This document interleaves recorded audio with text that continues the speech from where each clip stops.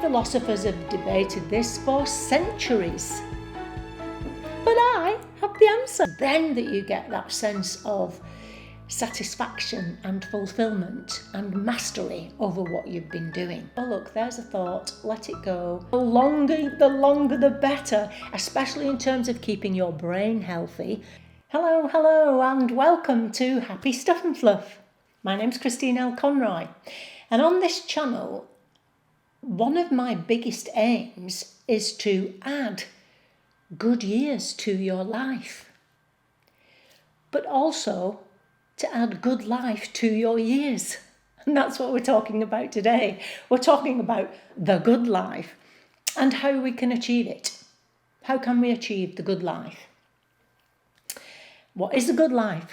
Well, philosophers have debated this for centuries. But I have the answer. Well, me and the full force of positive psychology behind me, of course, I have what I think is going to help you on the way to living a good life. What is a good life? Well, it refers to a state of well-being and fulfilment, kind of going beyond the absence of negativity or negative emotions and focusing on cultivating positive experiences and maximising your potential. If indeed you believe that maximising human potential is possible, I don't think I'm ever going to achieve my potential, but I'm going to continue working towards it. So that's the good life. Now, there are some components that science has shown, research is showing us, that if you develop these areas, then you'll be living the good life. Now, what it does not consist of is winning the lottery and lying on the beach drinking, I don't know, your favourite tipple. I was going to say that coconutty drink. But anyway, whatever your cocktail is, that does not constitute the good life. I mean, you might enjoy that, or you might get pleasure from that for how long, do you think? A week? Probably take me, well, as I know from my holiday in Greece, 2 or 3 days. That gives me pleasure for. And then, of course, you're going to need something else, something interesting and challenging to give you satisfaction and fulfillment. So that's what we're going to talk about. Now, we've talked about a lot of these things before. I'm going to list them in a second, and then I'll talk about each individual one. Now, I could do a video on each one, on going deeper into what each one is and how to achieve it. If you'd like me to do that, let me know. But for today, I just wanted to put these components together so that you can look at them and think, yeah, I need to develop that area or that area. And developing these areas in itself, the action of doing that is going to be pleasurable. So it's going to be quite exciting, I think. Okay, so let's crack on with it then. So the first thing is positive emotions. And yes, we've talked about positive emotions before. We know that positive emotions broaden our attention. So positive emotions is the first one. I'll talk in detail about that in a second. Engagement and flow. We've talked a little bit about flow, I think. Certainly positive relationships, which is number 3. We've talked about that before. Purpose and meaning. Accomplishment. Mindfulness and meditation. Healthy diet and exercise, and lifelong learning. And there's something else I want to talk about, but that's going to be part 2 or 3 even of this The Good Life little series. So let's get to positive emotions then. It was the work of Barbara Fredrickson, positive psychologist, who thought, well, you know, we know what negative emotions do for us. They obviously in terms of the fight or flight and alerting us to the fact that there's something wrong. We know what they do for us, but what do positive emotions do for us apart from make us feel good? This is what she was looking at, and she felt there must be more to it than that, and indeed there is. So her and her team discovered that positive emotions actually broaden and build us. So where negative emotions narrow our focus to a problem, let's say, or a threat, our mind becomes focused and narrow onto this thing. Positive emotions broaden our thinking, help us to see the bigger picture, and therefore help us to be more creative in problem solving, which is fabulous, isn't it? And makes such good sense. So they also help then to build psychological resilience, buffering against stress and negative emotions, and frequent experiences of positive emotions. I mean, it's one of the rudimental, one of the basic ideas of what happiness in general actually is. Experiencing positive emotions, and therefore associated with happiness and increased well-being. And so positive emotions are essential to us. Flow and engagement. Flow, or what you might call being in the zone. Flow is that deep state of concentration and focus that you have for an activity.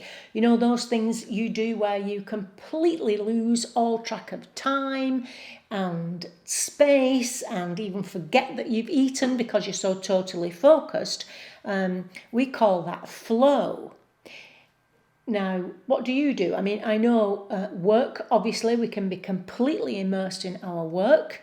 What does that for you? It could be a hobby, it could be painting, it could be cooking, flower arranging, golf, I don't know. Tell me in the comments box below, what do you do that puts you into that sense of flow? What it does is it leads to increased happiness and well-being. All of these things do.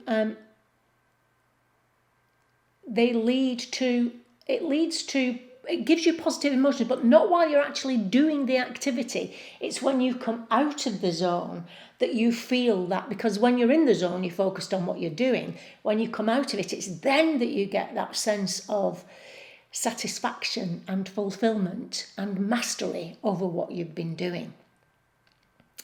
So that's what flow does for us, and being fully engaged then, if we take that out into our lives as far as possible, at least being fully engaged in what we're doing leads to mastery and fulfilment. And then meaning and purpose. Well, having a strong sense of meaning and purpose in life is linked to many and various positive outcomes.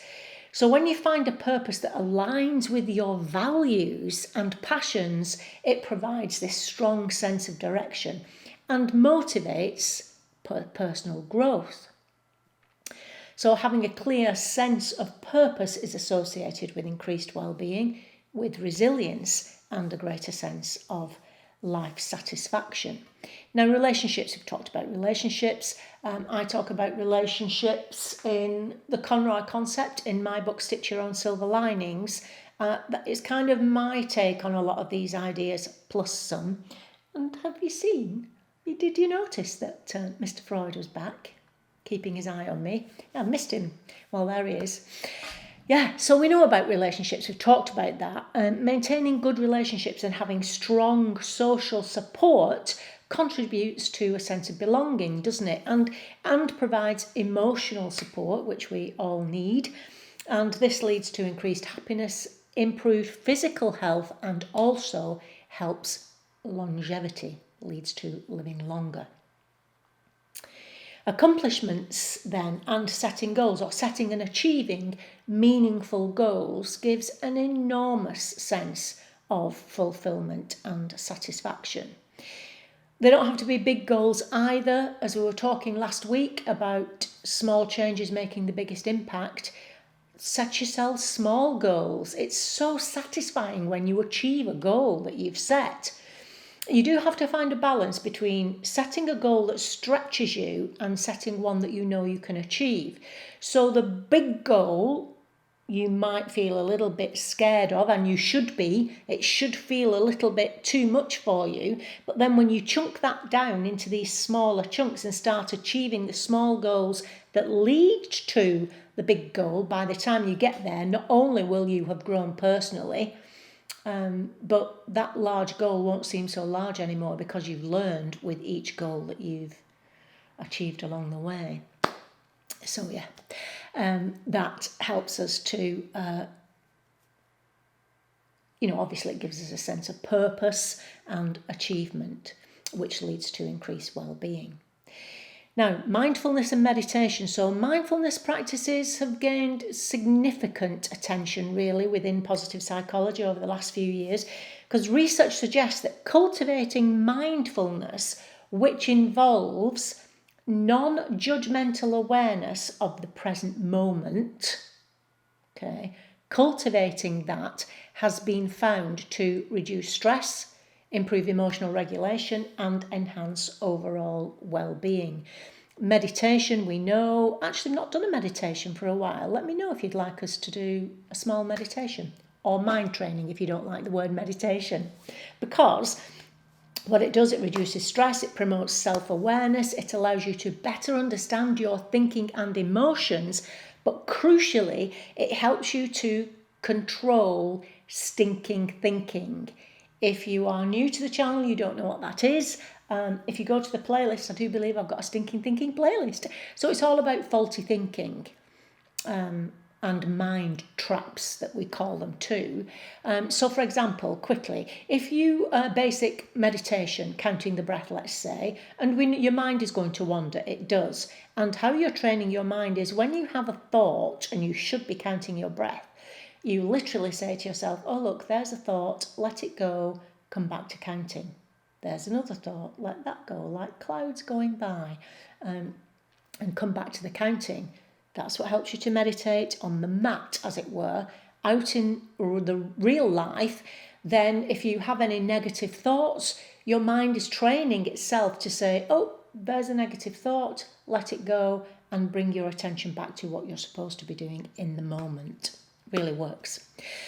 Okay, healthy diet and exercise. I'm not going to go, this is a massive subject, I'm not a nutritionist, but you know you are what you eat and how you move. I have touched a little bit on diet, but only in as much as it pertains to me.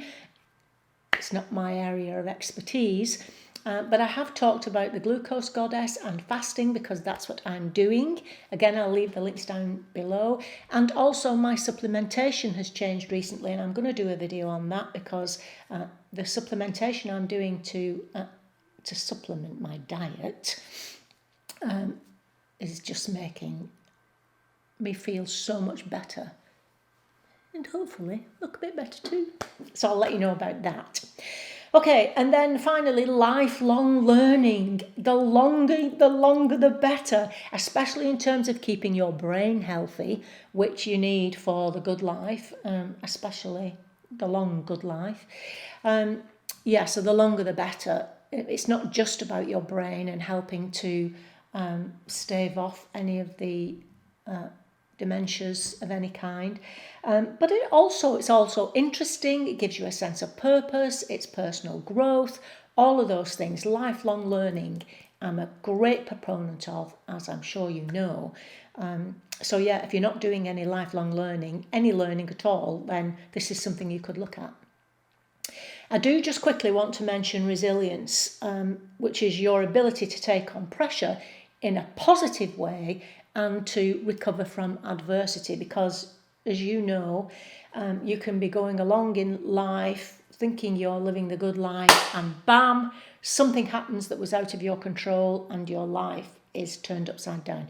I've experienced that, you know, on more than one occasion, and it's about building your resilience to enable you to get back onto this living the good life quicker and more easily. And speaking of adversity,